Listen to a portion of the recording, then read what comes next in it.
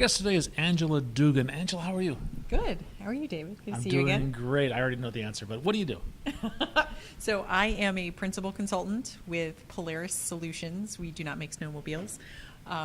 It's an IT consulting firm. We are based in Chicago and St. Louis, and we also have an office in Denver. Are you now? I know you're focused a lot on application lifecycle management. Is that the company as a whole focused on that? Yeah, no, actually it's not. We're a lot broader than that. So I focus mostly on the Agile and DevOps side of the house, Okay.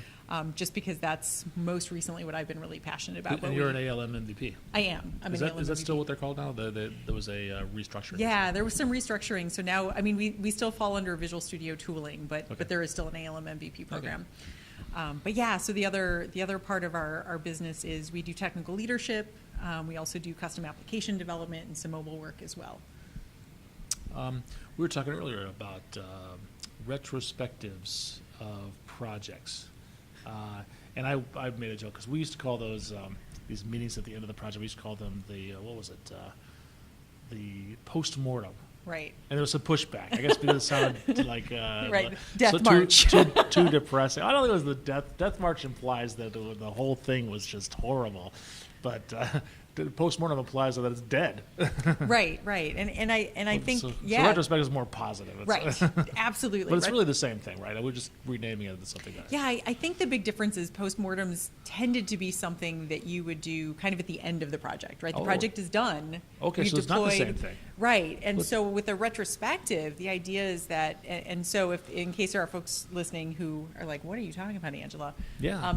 So there are many frameworks that use the term retrospective. I come from kind of more of a Scrum background. All right, what's your definition? Yeah, so a retrospective to me is part of the Scrum cycle, right? So if, say you're going with 2-week sprints, the end of every 2 weeks, the team gets a chance during the retrospective to get together for a couple of hours to talk about how that sprint went. So not just the project as a whole, but even like the last 2 weeks. Because to me, one of the challenges with the postmortem is, say, back in the day when I started doing development, right, 20 years ago, projects could be 18 months. Nobody can remember past probably the last few weeks anyway. Yeah. Right. And so with the retrospective, it's fresh in your mind. Yep. Right. You're only focusing on the last couple of weeks. And one of the major tenets of Agile in general is, relentless improvement, constantly trying to find ways to improve. And part of that is constant feedback. Yes. And so every 2 weeks you have a chance to talk to the team about what went well, what didn't, and how can we get better so that the next time we meet and have another retrospective, we're not talking about the same things, right? We're handling new challenges and hopefully improving ourselves. And so, retrospective, if you look it up in the dictionary, it's all about kind of looking back on past events. Okay, but this is more than that. It's also about thinking about how we can do better in the future. Absolutely, yeah. I was struck. So when we used to do, I worked for consulting for many years, and part of that time we were doing waterfall methodologies. And I remember these post-mortem meetings. And what frustrated me about them wasn't that they were post-mortem. It wasn't that they were in the project. What frustrated me about them was that often we would figure out what we did wrong, and we would swear up and down that we would never make those mistakes again. And guess what?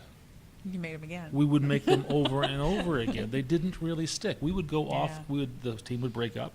We would go on our other projects, and I would find myself on a team making the same mistakes. And maybe it was because we waited so long. We would wait 12, 18 months before we'd have these things, and we couldn't implement those changes right away. Am I on the right track here? Absolutely. And I feel like there's actually a couple of challenges there. So one is you probably have a lot of stuff, right? 18 months worth of what did we do wrong?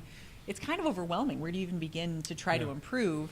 And a lot of times, too, I'm thinking with kind of the old, larger projects, pretty much as soon as you finished one project, you picked up another. Right? So you never really got that chance to kind of slow down and say, how can we incorporate what we've learned? Because you've already gone to the next project mentally. Well, we thought we did. We made the effort. We had the meeting. We documented. We wrote it down. But it didn't sink in. I guess I'm not sure why that was the case. And sometimes, too, and this is something that I would tend to just talk to a team about, if I'm doing like coaching or something, is making sure that part of the retrospective isn't just the team kind of sitting around and complaining and ranting, right? That sometimes that's cathartic, right? Sure, to get those things off your chest. But really the more productive thing is to make sure you're recording them, right? Yep. Recording them somewhere accessible, right? So I tend to use TFS everywhere I am just because I'm a TFS person. Right. So creating a backlog. Here are literally a list of the things that are coming out of our retrospectives. and assigning things to people and saying, hey, for instance, that. We're having an issue with code coverage, or Right. we're not getting enough unit tests done, right? So actually having actionable items to say, who's going to make sure that we improve, and let's put a date on it and say, you know what, when we talk in our next retrospective in 2 weeks, let's make sure we've actually made some progress against it. That I think is a key. And that, I talk to teams who do retrospectives. I've actually been doing a talk on improving Agile retrospectives. It's gotten a lot of popularity because I find most places I go, they're like, yeah, we used to do retrospectives, but we stopped doing them. And it's usually because of things like you said, nothing's coming out of them. We talk about the things that are going wrong. We would file them in SharePoint somewhere. Yeah, and no one ever looks at them. And no one would look at them, because nobody Yeah. was really responsible. I think that's the key, Right. what you just mentioned there. There was an action item for Angela is going to be responsible for, the communication back for getting faster communication with the bugs. Right. That was a big problem. Yeah, A lot of making projects. people Over and accountable. over Yeah, again. yeah, and giving them ownership, and also another important thing too is not treating things that come up in the retrospective like they're outside of the scope of the project. Right. Because if you leave it as one of those things where like, well, my team is going to commit to as much as they can do in the sprint, and they'll just get that retrospective done in their free time.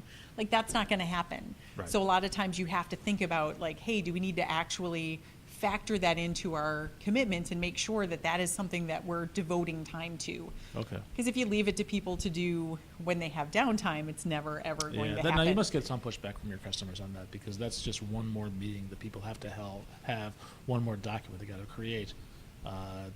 You've got to show some value in that. Right, and that's another good reason to actually record what's happening. And I think another way to look at it is retros aren't just kind of creating bulleted lists, right? Mm-hmm. You should be kind of coming in with a theme of here's what we want to focus on. Maybe we know quality is an issue, so let's talk about quality, and then come in with some actual hard data, right? Like we're struggling because we have X number of bugs making it into production, or it's taking us this much time to turn around our bugs.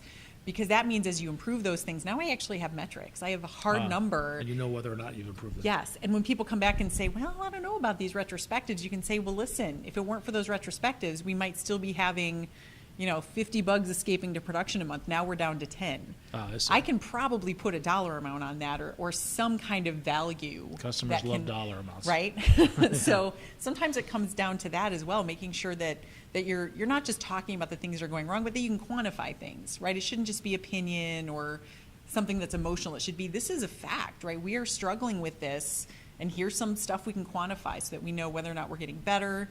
And again, you can use it to also justify, like, hey, we need to take some extra budget or some extra time to go address this. Okay. Where normally it might be hard to justify that. Right, exactly. If you're not writing code, then is there value in what you're doing? Right. Are you? Do you ever find that sometimes your customers have issues that pop up in retrospectives that you just can't deal with? That they say, okay, we acknowledge it's a problem. Let's just live with it. It's just not worth dealing with. I think it would be hard to say that nothing can be dealt with, because I think some of them can certainly be stickier than others, right? Uh-huh. So things that are technology problems, as long as people have access to budget or access to resources, those things generally, again, if you have the numbers, you can justify it. The things that sometimes get harder and that I find that sometimes slip are the problems that evolve because of things like communications issues or personality conflicts, things that are a little things that harder are to people address. issues. Yeah, and so I find that with any team trying to adopt any Agile framework, right, sometimes the hardest problem can be the things that get infused because we're working with people, right? How do you deal with people issues? Well, Because we're all different. we don't call them people issues. What do we call them? Well, and honestly, sometimes you have to get to the root of the issue, right? Because sometimes things that may look like a person issue up front, once you really dig into it, you find out it has more to do with how they're incentivized at work. Sure. Or, I call it baggage that maybe they brought from a previous employer. Yeah. Like, hey, we're not used to being able to be honest. We get yelled at if things are late, and so we tend to okay. hold back. We're not honest. And you're telling them it's okay to give constructive feedback, and they're not believing you because Right. they've been burned Yeah. in the past. There's a lot of almost like personal coaching that needs to happen when you're Okay. doing Agile, and not just on the process, right? Some Yeah. of it is A lot around of trust to be built up too. Yeah, trust. Trust is a huge thing. If you don't have trust, it's going to be really hard for the team to kind of come together and work really well together. Do you see? Are there certain issues that you see over and over again from multiple customers, from multiple industries? Honestly, probably one of the biggest ones that I see, and actually this kind of arcs over to another talk I've given a few times on imposter syndrome, which is where people don't feel confident enough to share when they don't know everything, right? People are, when it comes to estimating things, people are used to underestimating and overpromising because they want to make people happy. They don't want to admit they struggle with things. It's hard to ask for help, right? And I've worked in environments where, and this is a tricky one because sometimes it's subtle, right? So for instance, daily stand-ups, right? Something that you do every day when you're on a Scrum team. You get together with the team, you talk about how you're doing towards the goal. Are you still on track? Do you need any help? The asking for help and admitting that you're late or that things not getting done can be really hard for people. And sometimes even the team can contribute to it, even if they're joking around by saying, oh, maybe if you weren't reading Reddit all day yesterday, or if you weren't up late drinking, or little jibes here and there, then people kind of learn like, well, maybe I don't want to be so honest. Sure. And so that can be a tough one. You have to kind of look out for that. Okay. And then the coaching becomes the whole team and not just really the person That's struggling. good. Yeah. Should we talk about, is there more we should talk about that we have not? About retrospectives? There's certainly a lot you could talk about with retrospectives. I think this could potentially be a pretty big topic. I know there's some debate about, how you manage retrospectives, how you structure them. You're doing talks at conferences on this, right? I am. So I've given a couple of talks, one at the QAI Quest conference and Chicago Code Camp on improving your Agile retrospectives. The nice thing is, if people want to see them, I've given them a few times. My slides are actually out on slideshare.net, so they can certainly pull them down. Yeah. And I'm always happy to speak at a user group, so if there's any local meetups or anything that wanted How to should hear people the get a talk. hold of you? So they can find me on Twitter. My Twitter handle is Oak Park Girl. Otherwise, they can certainly email me. It's pretty simple. It's Angela@PolarisSolutions.com. I'm always happy to do that. And I do actually have a talk coming up at that conference in August. That is actually the name, thatconference.com. It's a great conference. It's a great conference. I'm going to be giving a talk on the Scaled Agile framework there. Angela, thank you so much. Yeah, thank you.